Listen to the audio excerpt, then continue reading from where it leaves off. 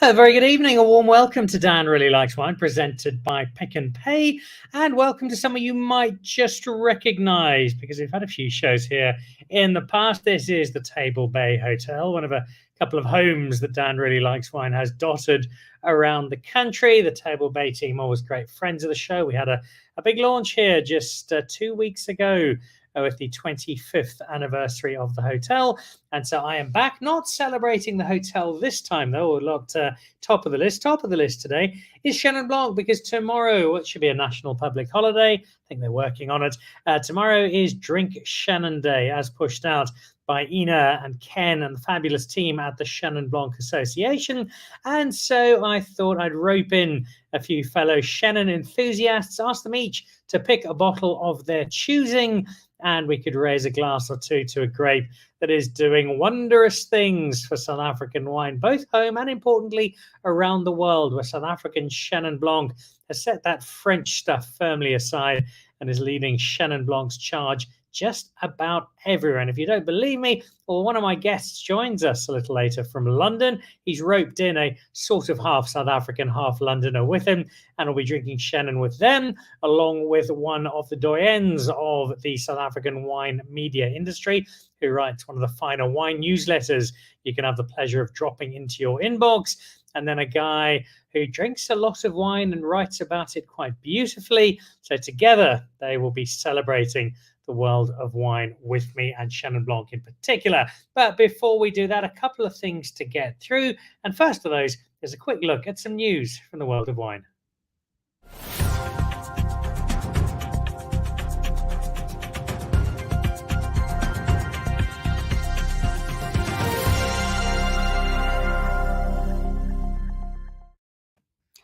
And let's start with news of Chenin Blanc. There is much of it. Now, you might have heard earlier today that we have got a massive Chenin Blanc event that's happening in November with all sorts of Chenin Blanc organizations, including supposedly the biggest in the world, the French one. I think the South African Chenin Blanc Association is far more important, but together it means for the first 3 days of November, Chenin will be firmly focused on South Africa, which means we need to warm up for it. And how better than to head out to Chateau Forester next weekend, where Ken, I don't think Ken will be there. I've got a feeling he's in America next weekend, but I think his team will be floating about. Was going to be this weekend, moved out to next weekend, ostensibly because of rain, but I suspect the Ken Forester team wanted to go and watch the rugby at the DHL Stadium this weekend. But next weekend, the chance to drink loads of Chenin Blanc at Ken Forester, make your way through a lovely lunch. Probably be a bit of sushi out there because that is the theme of Drink Chenin Day again this year, and a terrific opportunity on a beautiful estate to drink some Chenin. And it's not just Ken Forester you have to work into the Chenin equation over the next little while. The Chenin Safari. Now, if you take in 6 of the Chenin Safari stops on your mountain bike between now and the 30th of July, and then you have got the opportunity to win one of those very, very cool tops. So head over to the Chenin Blanc website and you'll get a little bit more information on what is happening. Okay, so that's Chenin for you. There's a lot this weekend, a lot of Chenin. Make sure you've got your Chenin tomorrow. Then also look out for Stellenbosch. Now, this is the 4th till the 11th of August, and a repeat of something that happened last year. This is the second Stellenbosch Wine Town, and that is going to be running all the way through the week. And what is happening? Well, it's probably easier to tell you what's not happening, because pretty much nothing's not happening. They are going to be restaurant deals. They're going to be hotel deals. The wine estates are going to be out on force in the heart of Stellenbosch with lunches and dinners, and knowing Stellenbosch, the occasional breakfast. We will have Mike Ratcliffe, the chair of Stellenbosch Wine Routes, on the show in the coming weeks to give us a bit more detail. But grab your diary for now and draw a big circle around that week. That's the 4th to the 11th of August. And see if you can get out to Stellenbosch. I'm going to be making my way down for a couple of those days. And a terrific celebration of one of the world's great wine towns, which is why Wine Town is the name of the celebration. And then how about this? This is premiering in London. I think it's actually today. Blind Ambition, a collection of Zimbabwean sommeliers who had a wonderful, wonderful journey through wine. First crack at an international wine event didn't go quite so well. They got some help. Second time round, they did significantly better. I won't spoil the story for you, but I will tell you that it is an award-winning documentary. You can see some of those awards on the screen there at the moment from Tribeca and from Sydney. It is premiering in the Cape next month, but tonight the team will be over. I think Jancis Robinson is hosting that evening, and it's a really, really special event. If you'd like to know a bit more about it, find out a bit more about it, well, let me leave it to the team who did the documentary themselves. And here is a throw forward to Blind Ambition. I remember well my very first sip of wine. I didn't like it. You've got these guys, they get uprooted from their own country, forced over the border into a foreign country. No knowledge of wine. What do they end up doing? It's crazy to think we're going to be competing in a few weeks at the World Tasting Championships. A few years ago, none of us had ever tasted wine before. Joseph, Marvin, Tinashe, Van Pardon, Team Zimbabwe. It's like the Olympics of wine tasting. The wine could come from anywhere in the world. It's extremely difficult. It's like Egypt putting together a team of skiers to go and compete in the Winter Olympics. And then it just snowballed. Now we have a coach. He was once the best wine taster in the world. Bonjour! Crazy character? I do what I want. Do you think you can irritate? Oh, immediately. The odds are stacked against them. We're going to make history. In Zimbabwe, there was only the rich and the poor. 7 million people face starvation. I couldn't let my family starve. Luckily, we made it into South Africa, but we almost died. You try to explain it to someone else, they won't understand you. Our journey is tattooed in our hearts. It's difficult to take it off. Some of the most incredibly wonderful minds don't fit where we think they belong.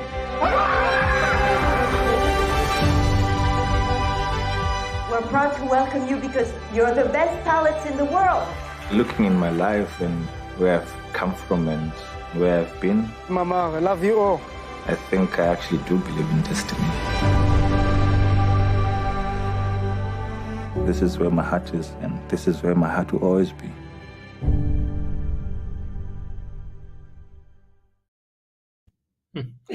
It is just such a cool story. It is the cool runnings of wine. I'm not the first person to have suggested that. Tinashe and Pardon and Marvin and Joseph. Premieres in London tonight, will be in South Africa next month.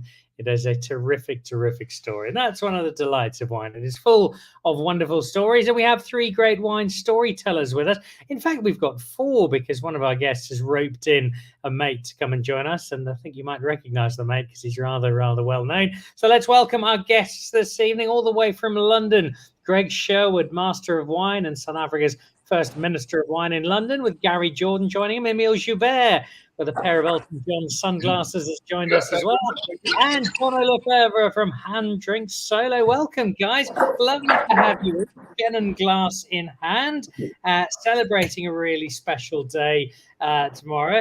And I can't wait to see what you've all chosen. I think I can guess what might be in the glasses of Sherwood and Jordan based on what's in the background. But let's head straight over to London to get us underway. Greg, you have this habit of finding people to drag onto the show. How on earth did you dig up Gary Jordan today? Hi, Dan. Great to see you. Seems we've got Cape summer weather here. It's going to be 30 degrees on Friday, well, today and maybe tomorrow even. But no, it's always great. And whenever I've got get my hands on a worthy gatecrasher, I grab them. So today, none other than Gary Jordan, and perfect for Chenin days because we're drinking the fantastic Inspector Perigee, and actually this is the 2020. And Gary says it is now 35-year-old wine, Chenin. So and it's quite interesting because my last, other than now when I was just there in March, but my last trip before lockdown was in February 2020, and we did a fantastic visit to the farm at Jordan and had lunch with Catherine. And we were in the cellar with all the staff, and they were prepping barrels and tanks and checking on the fermentation. So we watched. They were busy making this Chenin while we were there. So it's great to taste it now, 2 years later. So fantastic wine. But I've been judging here at High Timber 2 days of the SA Wine Awards, which has been great, and some of the most exciting wines have been Chenin, funny enough. So it's been great. Well, we'll get some details on those awards from you in a moment, because it's lovely to see South African wine being celebrated. Gary, to see you in London. Normally, we send our South Africans over to bolster cricket and rugby teams. That's the usual South African trade to send over. But it seems to be changing. First Sherwood, now Jordan. We're getting the wine industry in the UK full of South Africans as well. Yeah, exactly. And as you know, High Timber Restaurant is the capital of Chenin Blanc in London. Been promoting Chenin for years and years and years. We've been busy being gate crashed by the incredible Naleen, who I think does more for Chenin than most people internationally. All right. Well, we'll jump back to those guys in a sec. I apologize for the sound there. We'll try and pick that up in a moment. Let's head over to Mr. Joubert, who's looking very dapper indeed. Emile, welcome to the show. Let's find out, first of all, what have you selected? Because I gave you open season. What Chenin Blanc did you settle on? Look, I've gone back to one of the primary South African Chenin Blancs, Simon Sig. They produced their first bottled estate Chenin in 1968, still under the name of Steen. And Dan, as you know, I'm a sucker for tradition. The first wine I actually started enjoying and drinking at the age of 15 and 16 was Steen or Chenin Blanc. And 50 years later, look how well that turned out. But I was a big fan of the Paardeberg region of Paarl, Northern Paarl, with those granite soils. And remember in those days, back in the late 70s, we who wanted a white wine, we didn't have any Sauvignon Blanc. There was no Chardonnay. You had Chenin, Riesling, which was Cape Riesling, and some Colombard. And I definitely stuck onto on Chenin Blanc. And I've been going to Simon Sig, I think, from the mid-70s. Actually, when I was doing my honours degree in journalism, we visited, honours take note, Dan, we visited Simon Sig with Frans Milan. And the very first missive I wrote on wine was on a Simon Sig Steen. And those kind of memories stick with you. It's still a great wine. This specific one is made in an unwooded, uncomplicated manner and just expresses all the deliciousness of Chenin and Steen. And that Chenin to me will always just be a delicious, delicious wine. I mean, I don't care if it's a 30 Rand Koa bottle of Chenin or one of the Skirfberg wines. It's known for its drinkability and its enjoyment. And as you know, that's why I'm into wine. It's for the love and the drinking of it, not the scoring or the rating or the judging of it, pure enjoyment. And I would have to say, along with Alvarinho from Portugal, Chenin is my go-to drinking, enjoying, loving kind of wine. Emile, there are lots of people who would tell us today quite happily that they always knew Chenin was set to burst free of its blue-collar shackles and show the world just how special it could really be in South Africa. I wouldn't believe many of them, but you're one of the ones I would, because I know that your Chenin passion is not something recent. What's it been like for you watching this grape go from something that was generally seen as pretty much at the bottom end of the wine family tree to now become this real aristocrat? Dan, I think it's a bit unfair to say it's the bottom end. As I stated, I've got some figures here about plantings. And in 1987, in South Africa, we had 31,000 hectares of Chenin, 800 hectares of Chardonnay, and 2,800 hectares of Sauvignon Blanc. Swing by to 2020, we had 17,000 hectares Chenin, 7,000 Chardonnay, 9,000 Sauvignon Blanc. So when we started producing white wine in South Africa, and there the kind of Abram Isop Pierrot was the red wine guru of South Africa. We had a guy called Frank Myburg in the Cape in the beginning of the previous century. And it was he that actually put the focus on white varieties to be worthy of being bottled and made from estate vineyards. And Frank Meiberg made wines in the Witzenberg area, Cape Riesling and Chenin Steen. And he went to the big companies like Farmers Winery and KWV. He ended up working for KWV, saying, we're a red wine and a fortified and a sweet wine drinking country. But Chenin has the possibility of presenting what our white wine attributes.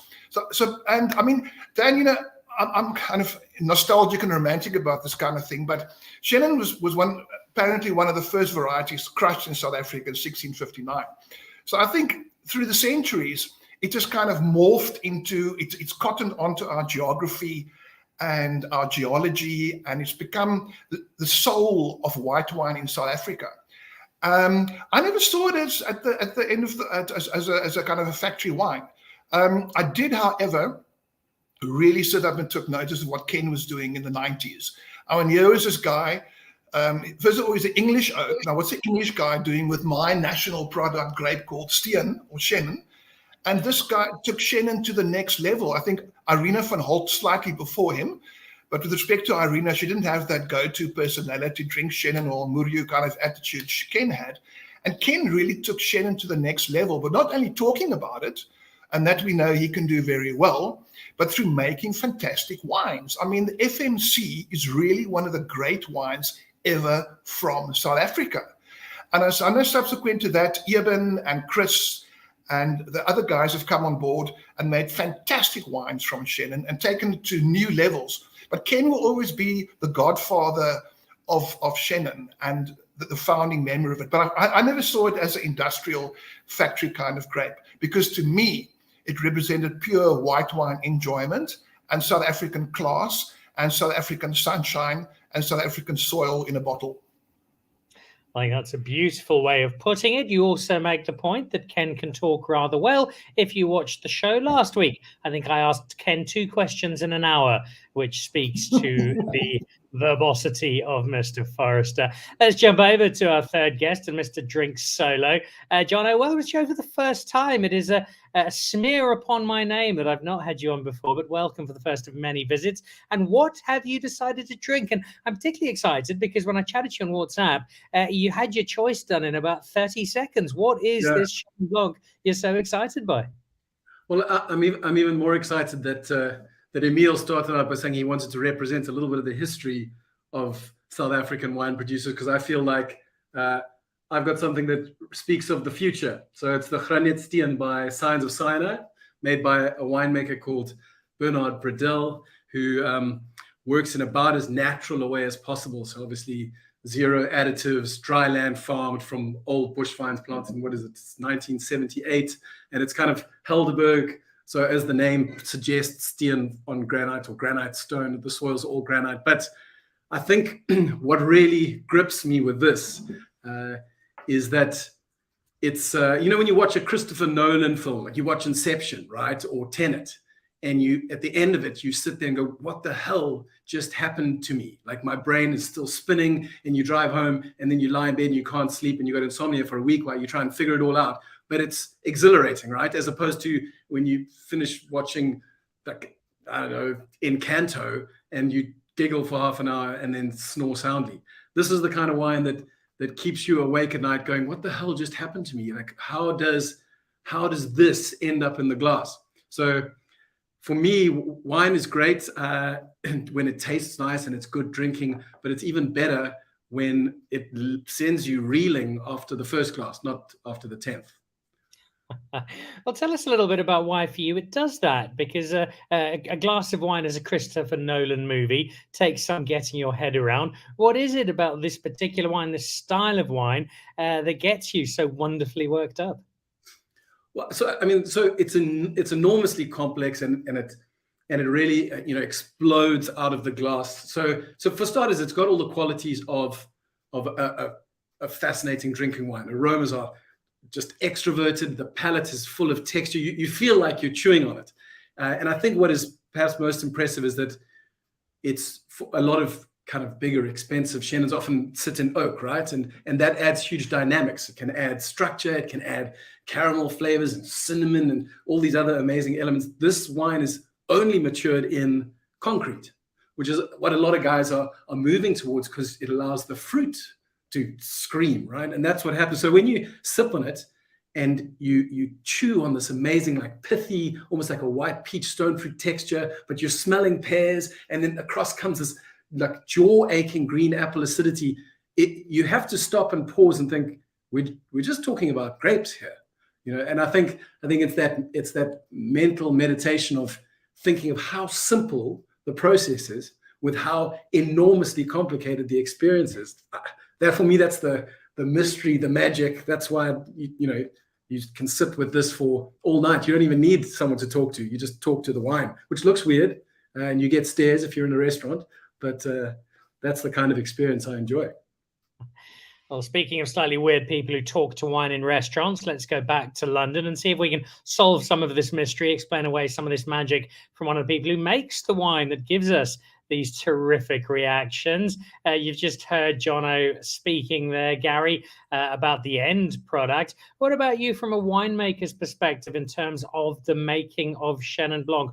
What does it offer you as a winemaker that allows such wonderful expressions of wine to come through by the time you've bottled them and sent them our way? And I think, as you know, the styles of Chenin really sort of lend itself to making all sorts of different styles of wine, from very dry wines to sweet wines, even to bubblies.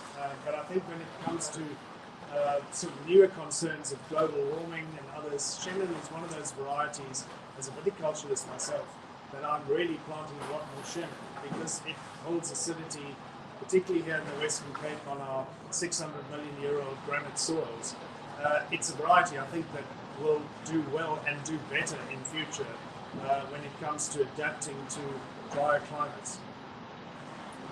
Greg, the Chenin Blanc that we've brought onto the show from different people comes from different times, very different styles, but it's all part of this bigger Chenin Blanc picture. We've spoken about Chenin in London a number of times and how the UK market is accepting it. Since our last conversation, where are we finding Chenin? What's the general appreciation of response to South African Chenin Blanc at the moment with the UK market? Dan, I think in previous shows we've often talked about Chenin in the context of being a good counterfoil to maybe Chardonnay or White Burgundy or some of those kind of fuller, riper, rounder, kind of maybe oak styles. But I was out in March and I spent the day with Bernard in that Sinai vineyard there. We cracked a bottle of the 2020 Granite Stien in the vineyard, and the wine tastes and smells like the vineyard smells. I mean, walking along, among the straalhans and the little old vines there on a hot, balmy day with the gravel, this kind of sugary gravel, decomposed granite under your feet, and it smells and tastes like where it comes from. And Bernard's done a great job. But Chardonnay, the people say they put their input, the winemaker puts his personality into the grape. Chenin, I think, you can put it in oak, you put it in concrete, stainless steel, concrete eggs, and it just has an incredible expression that I think really, really appeals to people who who originally liked expensive White Burgundy, and I think that's probably captured the minds of the fine wine market, certainly in the UK and further afield. I think you can't underestimate the importance of that, and how Chenin has really fill the gap that it's a serious wine. As Gary says, it contains fabulous acidity, grown on kind of decomposed granite. I mean, Emile was talking about soils, but Chenin on granite, I mean, you get these racy, steely, austere, bracing wines, and Jono's drinking one right there.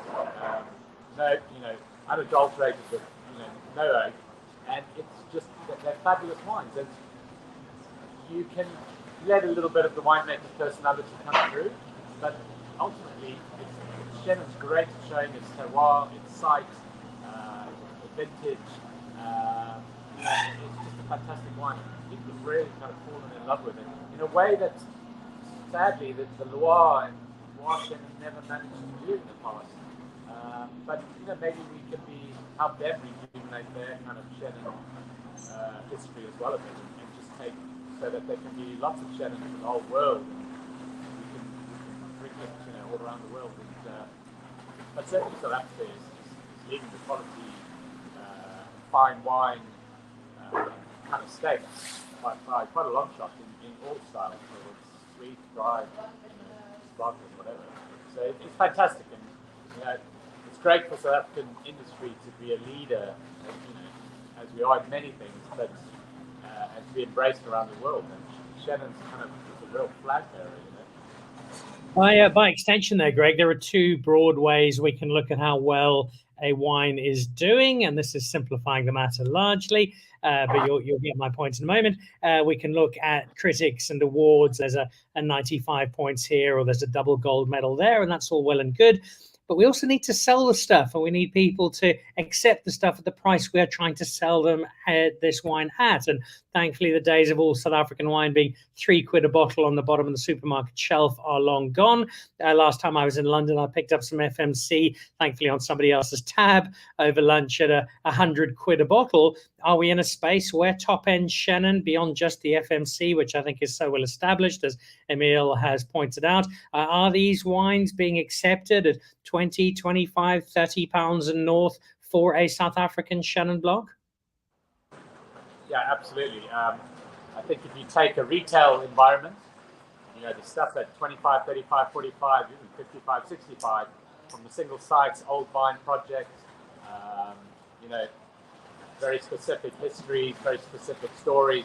That stuff, everything and anything is allocated. It's just, you can't get enough of the stuff.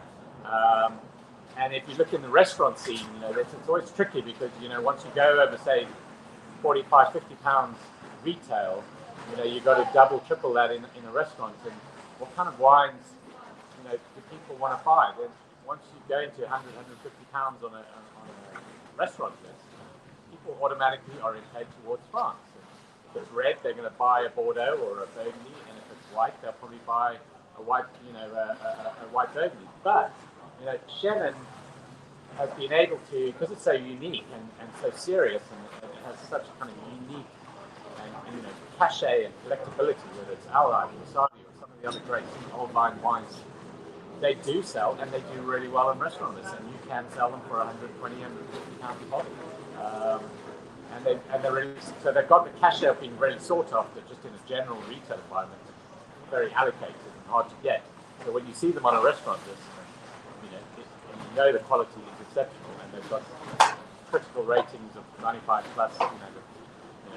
Skertberg's up to 100 points from Tim Atkin, stuff like that in certain vintages. They're not a problem to sell. I think reds maybe, when you go over a certain price point, people start orientating back to Bordeaux and Burgundy, but certainly Chenin's got this lovely little kind of pocket because it's not replicated by any. Loire has Loire's never kind of quite cracked it unless with maybe some sweet wines. So, I know Melissa does really well here with some of the kind of Scott Jordan stuff, with some FMC she loves. Fantastic wines. I see Lisa Harlow's watching. I completely agree with you, Greg, she says, and it's so food friendly when you are eating out. Thank you, Lisa. Lovely to have you on the show. Gary, we're talking about fine Chenin Blanc, so let's dip into yours in slightly more detail. I think I've still got a case of your, was it the 16 or 17 that got the 5 stars from Platter? Probably both. So it's a wine I'm very familiar with. For those people who aren't, tell us first of all who Inspector Perengay is or was or will be, and then what you feel gives this particular Chenin Blanc its special touch. This is from vines that are the oldest that were planted by my dad in 1983 when we redeveloped the Jordan wine estate. As you come into the property on the right-hand side, the whole south-facing side of Jordan, really well suited to Chenin. It's an old clone coming from the Loire, and Inspector Perengay, or as he was known, was quite feared, I think, in the late 1800s. When Europe was ravaged by phylloxera in the 1850s onwards, South Africa was untouched for a while.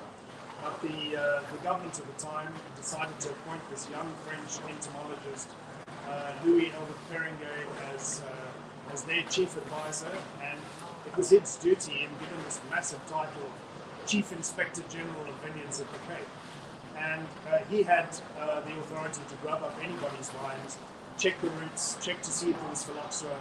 And it took 30 years, really, before the sort of major pandemic of phylloxera hit the Cape, by which time he'd already sorted out the problem, bringing in rootstocks, bringing in clones of other different varieties as well. So that's when the major change happened in the Cape. Remember, in the late 1800s, 98% of the whole vineyard in the Cape was planted semi. So the big change happened with him and onwards. And so we're really glad to be part of that. And some of these old vines were that planted. Now it's around 60% barrel fermented with a sort of special reserve tank proportion added. Honours him and honours this wine. Yeah, so this is all in deep granite soils, south-facing in Stellenbosch. The whole of Stellenbosch Park, Constantia is all on these deep granite plutons. So we're going back 10 times older than any soil in Napa Valley. Before India and Australia left Africa and decided to migrate north and west and east, and literally that's when the Cape soils were formed. So it's exciting stuff, and it's a variety of things that we really enjoy working with in Jordan, and planting new vineyards to us as well, higher up, cooler, drier, and working with global warming. A summary of some superb Chenin Blanc and the name behind it from Gary. Mike Formo's busy watching. Had the latest release of Dani Stateler's 1947 on Tuesday. Absolutely spectacular and a great advertisement for Old Vine South African Chenin. I suspect that was with great domains. I caught up with Dani for lunch on Tuesday. And you're right, Mike, that 1947 Chenin is something extraordinary. And Mike following on, and Jono, I still haven't managed to fall asleep. So it clearly has the same impact as the Scions of Sinai. Let's go back to Emile with a question, Emile, about where Chenin Blanc sits in terms of the South African offering. Because if you are in the Loire Valley, it's the only white wine you have to worry about. Similarly, other parts of France, we know, right, this is what we're giving you. If you live in New Zealand, we know what we're throwing you. Whereas South Africa, we've got this rather wonderful ability to make just about everything. You mentioned Albarino, well, the Newton Johnsons will give us some of that. Sauvignon Blanc, well, Constantia's got that nailed, as does Durbanville. We want some Chardonnay. Well, we know we can get lovely Chardonnay out of Robertson and out of Stellenbosch. We've got all these areas that are making such good wine. How then do we position Chenin Blanc that celebrates it for everything it has to offer, while still not setting aside everything else that we can make in the white wine space in South Africa? Dan, that's a very interesting point, because unfortunately, with the respect what Greg is talking about, it represents a very, very tiny percentage of the South African Chenin offering. It is the premium Chenin is tiny. It's the cheapest wine exported. Most of Chenin is exported in bulk. Chardonnay and Sauvignon Blanc are killing it as far as price points go. So Chenin is suffering to the point that there's a media conference recently with Vinpro and Woza. So you'll see more of this Cape wine. The strategy going forward is to change the variety in the vineyard of South Africa's vineyard, the variety mix. And that, they didn't say name it, but that implies removing Colombard Chenin and planting more Chardonnay and Sauvignon Blanc. That's the future as far as our premium wine offering going. Is we can't premiumize this industry of ours if 44% of the wine production is Chenin and Colombard, and we don't have takers in the market, takers that are willing to pay those premium prices. There are more people willing to pay premium prices for South African Sauvignon Blanc. There was a huge shortage last year. The more people willing to pay premium price for South African Chardonnay. So that, unfortunately, is the reality the Chenin Blanc sector is sitting with at the moment. So things are going to have to change. If Chenin Blanc wants to remain a major player in the South African vineyard, we're going to need more big brands, big premium brands of Chenin. You do not build a premium brand on 20, 30,000 bottles of wine. It looks great. People write about it, make movies of it. It gets 5 stars, 100 points around the world, but it doesn't, not going to build the image of that grape made from that small amount of bottles. That's why, I mean, I follow the media. I'm in the game of PR, and return on investment, as any person who's worked with PRs know, media coverage, your success is measured in terms of media coverage. Now, no other South African grape gets as much international media coverage as Chenin Blanc does, yet it's lagging behind Sauvignon Blanc and Chardonnay. Now, why is that? So if Chenin wants to remain around and be a major player in South Africa, which I surely hope it does, it's going to have to go out and market itself internationally in a much more exciting and much more dynamic way than has been happening. And unfortunately, you know, we tend to, a part of traditional South Africa is saying that Vinpro are going to do it for us, Woza is going to do it for us. Just as in the old days, everybody said that KWV is going to do it for us. That dog is not going to hunt in the wine world. Producers are going to have to get together, and if they want the Chenin Blanc to survive, we're going to have to build brands of 2-3 million bottles, one Chenin. That's how you build a brand for a variety. Nobody built New Zealand on Sauvignon Blanc. They built it on Cloudy Bay in the 80s. Cloudy Bay now does 12 million bottles of wine. There are many New Zealand Sauvignon Blancs that do more than 12, 13 million bottles of wine. I think the biggest bottled product we have is 1.7, 1.8 million bottles. You can only target the wine world, and I'm talking about the elite. I'm talking about the Pall Mall 67s and the fine dining establishment, whatever. You need brands at prices between 7 and 18 pounds a bottle. Millions of bottles of those must be put into the market, must be developed, must be bought. That way, we're going to keep Chenin sustainable. At the moment, it's going out, Dan, 40 euro cents a litre on bulk export. Is there a hope to keep an industry focused on Chenin Blanc if those are the kind of prices we're realizing? I'm not that great an economist, but I surely don't think so. By the way, Jono spoke about movies, and thanks to Andrea Molyneux, and I've sent it to you on WhatsApp, Dan, in the 1986 original Top Gun, Tom Cruise and Kelly McGillis were drinking what? Chenin Blanc. Chenin Blanc made by Charles Krug. I've got it on photo evidence. I sent it to you. Andrea Molyneux alerted it to me. And I mean, you know, we think so shallow in South Africa. Why not pick up on the new Top Gun movie and connect Chenin to it, because it appeared in the first movie?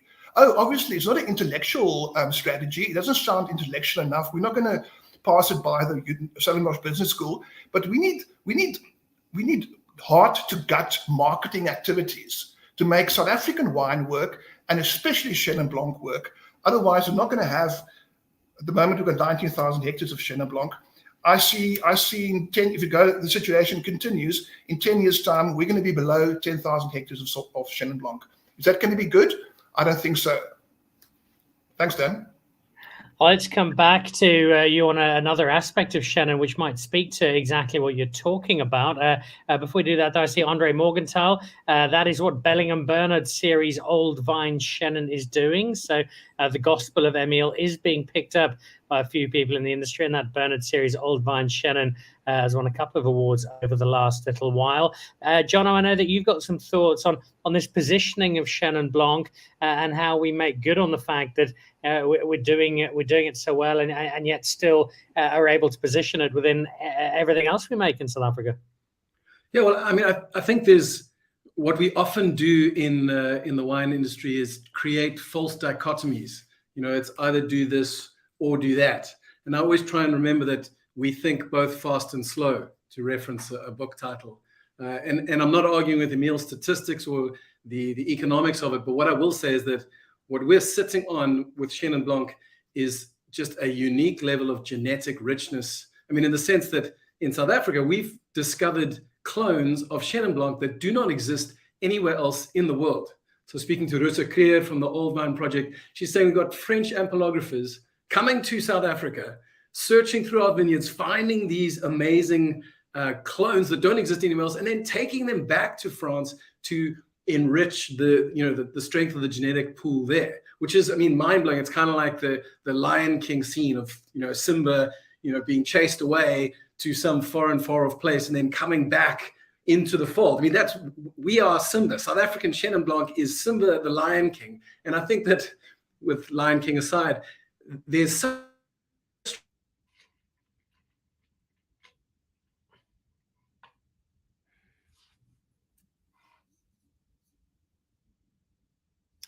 We just lost Jono there for a second. We'll try and get him back in a moment. Let me jump back to Emile while we get Jono back and ask you about that, Chenin. Taking it forward, where does the blend play the role, Emile? And that it's not just Chenin on its own that's striking a chord, but Chenin is that headline act within a great white story. Dan, I'm a bit of a purist, I kind of like my Chenin neat and on its own. And we have seen the situation, the Semillon and Sauvignon Blanc. We make some of the greatest Bordeaux white blends in the world, but it ain't in selling at all. But I do think, if you look at the blends, Duncan's come up and his side of the woods, and perhaps looking at offsetting Chenin with perhaps Sauvignon Blanc and Chardonnay. Who knows what can come out of it? But basically, it's going to have to be led by a strong brand to make the wine and the variety viable, commercially viable in the future. Otherwise, more and more farmers are going to start weighing up. They're cropping 30 tons a hectare, perhaps Chenin Blanc, perhaps. They've got to swing over to Chardonnay or Sauvignon, which is only going to give them 12 tons. Or 10 or 12 tons, but for that they can get 3 or 4 times the price of Chenin. So we're really going to have to come out and market this thing. I think the Chenin Blanc's doing a great association, Chenin Day and Chenin Sushi and all that, but we need to get it out there as an integral part of the South African wine industry, and we have to get that recognized. And I mean, these kind of strategies need to be formulated. And I think we were way behind in the world when we were allowed back in South Africa in 1990. We should have gone in with good Chenin Blanc and good big Chenin Blanc brands, and we'd been in a much better position where we are today. But then again, Ken wasn't around in those days. He was still making fillet hollandaise up in Joubert, some area. So it's a great challenge. And as Jono quite correctly says, we really are the world leaders in Chenin Blanc. And it's great to stand on this tower and say, listen, when it comes to Chenin, South Africa is where it's at. But you need to, it's like having the great rugby team, having the Springboks saying we're great, but we can't play anywhere else in the world. We're only great amongst ourselves. We need to transport that internationally, and it's not going to be easy, but I think we must take a more commercial, unashamed, more commercial marketing approach towards Chenin and building big brands around it. And also that's why I like what the association has done with the little stickers guiding you into fresh and fruity and sharp and flinty and thick and dumb or whatever, because Chenin is a very versatile grape and it expresses itself different nuances. So at least give the punter a guide into where you're going, and that kind of light-hearted, commercial, consumer-friendly approach.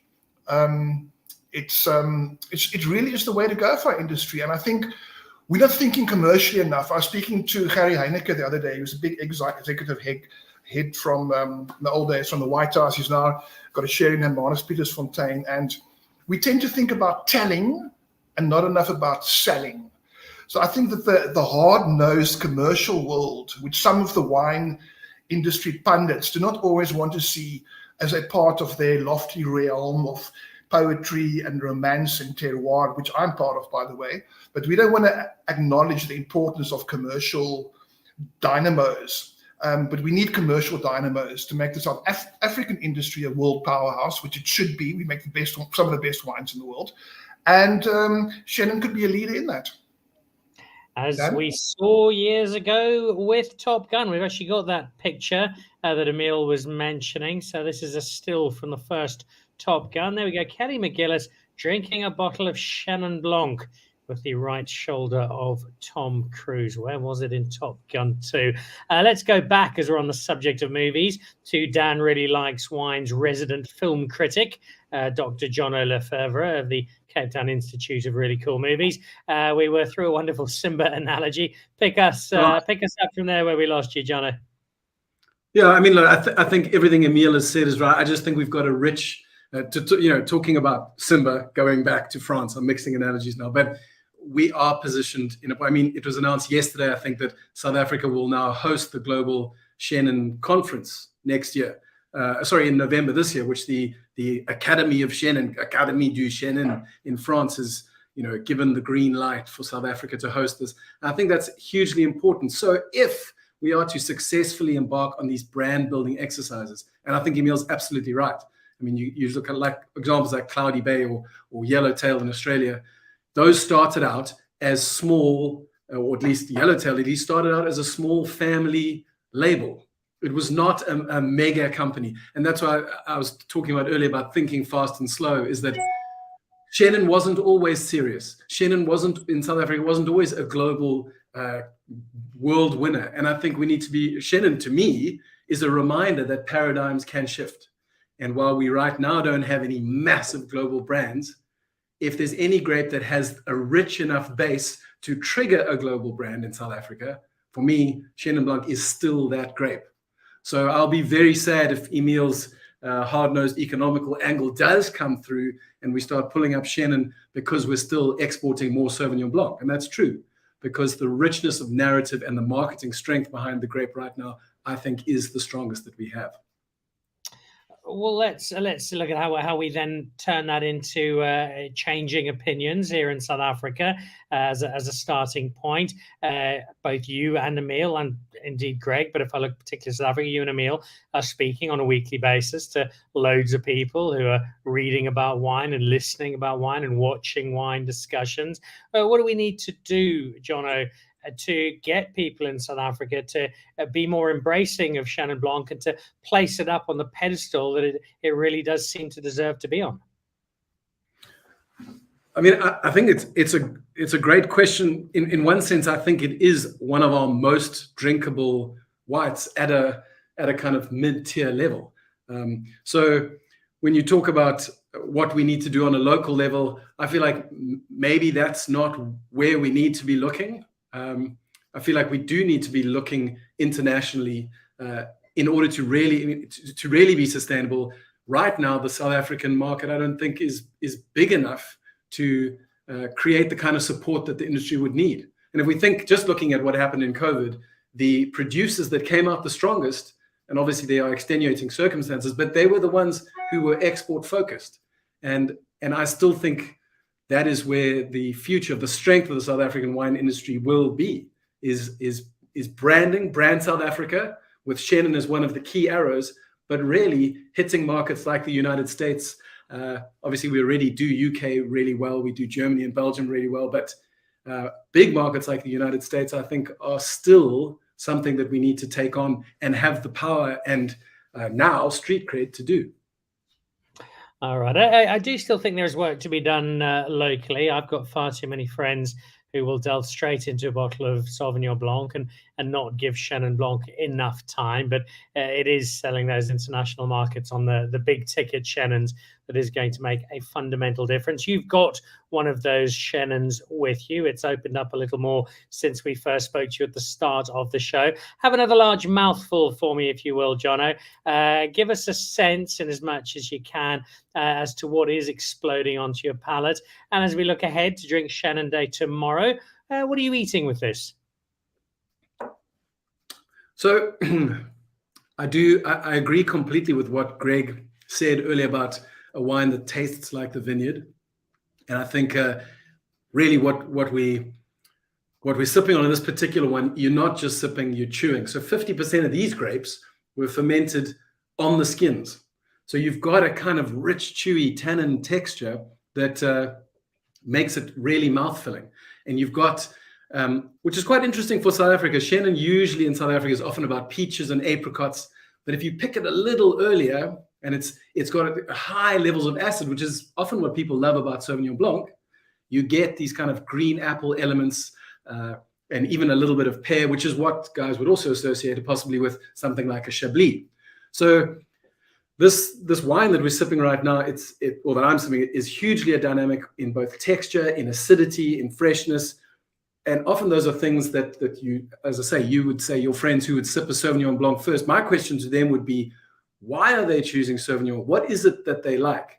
And I think for me personally, because I don't think I've answered your question, but I really want to answer it with another question. When people say, I only drink Sauvignon Blanc, my first thing is to try and understand why, or ask them questions. And I think in the wine industry, we often, the deeper we go and the more wine we drink and the more we learn, we forget what it's like to know nothing. And even the most gifted wine communicators forget what it's like to be a beginner. And so we lose the ability to connect with wine beginners. And so, as I say, I'm not answering the question, but I would say when people are saying, I only drink Sauvignon Blanc, the first thing I want to do is sit down with them with a early harvested, bright, juicy kind of green apple Chenin and go, compare these two and try and get them to step out of their comfort zone. And it's what I do with Hand Drink Solo. It's all about getting people to try something new, because that's how you shift mindsets, and that's how you get them to try Chenin when they only drink Sauvignon Blanc, for example. It's a big part of what we do, and Dan really likes wine, trying to get people down to their local pick and pay or onto their restaurant wine lists and trying something new. I think there's huge comfort in familiarity, which speaks to a fair chunk of it, plus those people who just want a bottle of white wine that's been in the fridge for 6 weeks and is suitably cold and can numb the pain of whatever the day is thrown at them. Very quickly, Jono, where can people find you to get more of your cinema-themed thoughts on the world of wine? So my website is handdrinksolo.com. It's a Star Wars wine mashup. So it really is Han Solo with drinks in the middle. But and really what I do is produce 6 videos every month where the wines that are in my club box have a QR code which take you through to a 3, 4, 5, 7-minute video, which I create on not only how the wine is made, but really why this wine is worth talking about. So essentially what I'm trying to do is make you sound sexier on a first date, because there's just so much to talk about, even if you're not a wine nerd. You can be a total wine beginner, but there'll be a conversation in the glass which helps you connect to people. So handdrinksolo.com. Jono Lefebvre getting people engaged after one Tinder date week after week after week. Emile, the wine that you've got, do likewise. Have a nice big sip of it. Tell us what you're finding and tell us what you're eating it with. Dan, it's like seeing Scarlett Johansson in a movie again, or just picking up an old Hemingway short story or an Edna O'Brien novel. It's just so great. This flavor of Chenin purity that I've lived with for such a long time is all in this glass. I don't get much into fruits and salads and spices and that kind of thing. It's all about balance, balance between sugar and acidity. It's bone dry, yet it's got a lovely length to it. And to me, important, I don't know if it's the more or the older I get, I seem to be a big sucker for texture in wine. So although this wine is, I don't know what the acidity is on it. It's got enough acidity, it's dry, but it's got a lovely lingering texture to it that will be this kind of wine, white wine you can drink any time of the year, no matter what the temperature is. And it's just purely unique. And also, these days a lot of guys are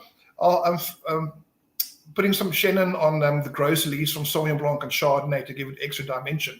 But this is just 100% pure Chenin, and it's nothing like it. It's like walking to a butchery and smelling the smell of that biltong or seeing a boereboel. It's 100% South African and something I want to send out to the world. Eating with it, Dan, I'm going to make you, being a quarter Irish, I make a brilliant Irish stew.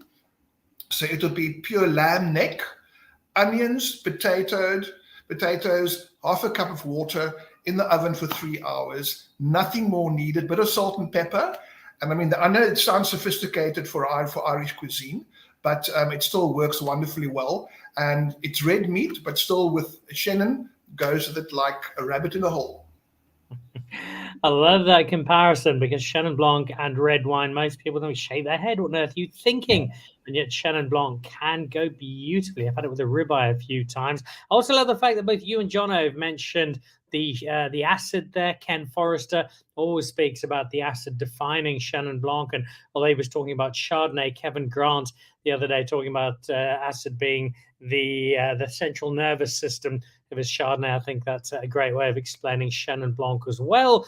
And in partnership with an Irish lamb stew, I think that's lovely. Let's go back to London before we wrap up and see if Sherwood and Jordan are still standing.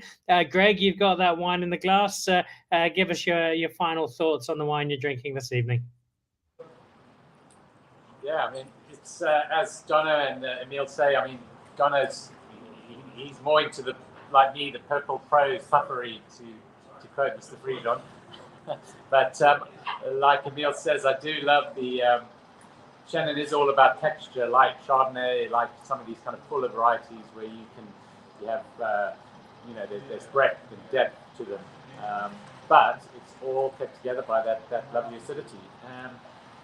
I mean, I just want to kind of say one last thing, maybe to wrap up on the, we always talk about, I know Mike Ratcliffe bangs on about kind of we need more big brands and stuff, and he's always said for South African Bordeaux blends or Cabernet or something, we need like a 1 million, 2 million bottle kind of 500,000 bottle kind of big brand. But I'm not sure that our industry is kind of structured in a way to make those kind of ideals so easy to achieve. But we must never forget that whether if you look at Bordeaux, we don't write about Bordeaux Superiors at kind of 7.99 at Aldi and Lidl. People talk about Mouton Rothschild and Lafitte and Haut-Briand and Margaux. Like nobody ever drinks this stuff, but that's what they write about, talk about, and that's what makes Bordeaux great. Chenin Blanc, we talked about Ibn Sadi and Chris Allight and Skurfberg, and nobody can buy this stuff. Nobody ever sees this stuff you can make. You occasionally see it on a restaurant menu. But, the stuff we buy, the stuff we drink, it's stuff like this, Jordan, old vine, quality, affordable, great quality, and, you can get hold of it. So, but there is this trickle-down marketing, trickle-down effect that is very important for not just whether it's Bordeaux or Cabernet, but for Chenin. It's one of these things we all aspire to drink great Burgundy and Chardonnay, but it's kind of it's the marketing mouthpiece for a variety and for a category. And Chenin, we mustn't linger too long on the fact that this premium, super kind of those wines, it's a trickle-down effect, and that's what people read about. That's what makes it newsworthy. That's what gets the scores. It gets the column inches. But yes, we do need then the brand backing it up with brands that have 10, 20, 30, 40,000 cases that can break into markets, whether it's America or further afield in Europe or China or wherever it is. And I think we can do that. I don't think we're going to get to the 10 million bottle kind of Cloudy Bay scenarios, but that's not a bad thing. One of South Africa's USPs is our fragmentation and is our kind of uniqueness. It's our individuality. It's our producers making finite quantities of really good wine. Our future's never going to be in bulk, shipping bulk wine, and we all know that. So we need more Jordans. We need more strong brands that have good quantity, good quality, affordable, but with a great story, with real people and real families and real stories behind the brands. We need more Ken Forresters. We need more Chris Allights and more Ibn Sadis and Nordiers, and making these kind of fantastic Chenins, old vine Chenins. So that's a huge market. Yeah, I mean, we're just not going to be, whether it's Cabernet or whether it's Shiraz, we're just not going to get those 15 million. It's just not, our industry is not structured to do that. And we're not all going to have a big love-in one day and everyone just throw their grapes together and make these, they suddenly come up with 10 million bottles. It's not going to happen. But we can do, as an industry, and make people drink more Chenin and spread the love and get everyone chasing all these beautiful, unique wines. And, Simon Cirque, great, we're selling a lot of the great Simon Cirque Chenin. It's a fantastic wine for about 10 quid a bottle, superb quality, and it's available in quantity, it's a great price, great quality, and yes, we do need those brands. And but they're all slotting together. It's how we kind of structure everything, and I think we've got a lot to be positive about. There's things to think about. Maybe we should think about a little bit less bulk and a bit more premium, because that's certainly where the future for South African industry lies in the longer term around the world. A lot of talking points through this evening. We are through the hour. I'm going to extend it just a minute or two because I would like a last word from the winemaker. Gary, we've had some very thought-provoking discussion and some fabulous movie references, plus some great Chenin through this evening. A last word from you, if you will, Mr. Jordan. Yeah, there are few varieties in the world that make it so easy for a winemaker to get both texture and structure. And texture and structure is really what makes great wines. And when you add the acidity to it and the historical significance of Chenin coming from the Cape, one of those great wines that I think you can drink forever. It's nice being part of a tasting where you look back and you see your bottle as the end to it. So, cheers. Which leaves me just to do one final thing, gentlemen, which is let you know what I've been drinking very happily for the last little while. Off the wine list here at the Table Bay, some of Sebastian Beaumont's quite magnificent Hope Marguerite, which sits not too far behind the FMC on that list of sought-after South African Chenins. I see Andre Morgenthau, Old Vine's Wisdom will teach us how to plant to grow old and produce quality. Well, it's a space Andre knows better than most. And that's a lovely line on which to wrap up. Well, it's been a fascinating evening. Gentlemen, thank you so very much for joining us on a big night for London, not just because you've got Jordan and Sherwood out on the town, and that's probably going to end up with the police somewhere in London, but you've also got the premiere of Blind Ambition, and good luck to our four Zimbabweans along with Jancis Robinson this evening. And a big thank you to Emile Joubert and to Jono Lefebvre of Drink Chenin. Guys, enjoy the rest of your Chenin. Enjoy Drink Chenin Day tomorrow. And I look forward to having you all back on the show again very soon for more great conversations and more equally good wine. Thank you. Cheers, Dan. Cheers. Good to chat. Thanks, Dan. So there we go. Emile Sherwood, Jono Lefebvre from Hand Drink Solo. Some great videos there from the world of wine. Greg Sherwood, our South African Minister of Wine in London, and Gary Jordan, who's slowly but surely taking over the English wine industry as well. We'll have to get him back on to talk about that project again soon. I've got to rush off. I'm heading through to go and check out Bovine, Pete Goff Woods' partnership with Steve Maresh of the local grill in Joburg, now down in Camps Bay. And I'll do so, I suspect, with a glass or two of Chenin. Enjoy your Drink Chenin Day tomorrow. Thanks for joining us on Dan Really Likes Wine, presented by Pick and Pay. And look out for us on Monday when Perdeberg joins us with the Equus Rex. What is it?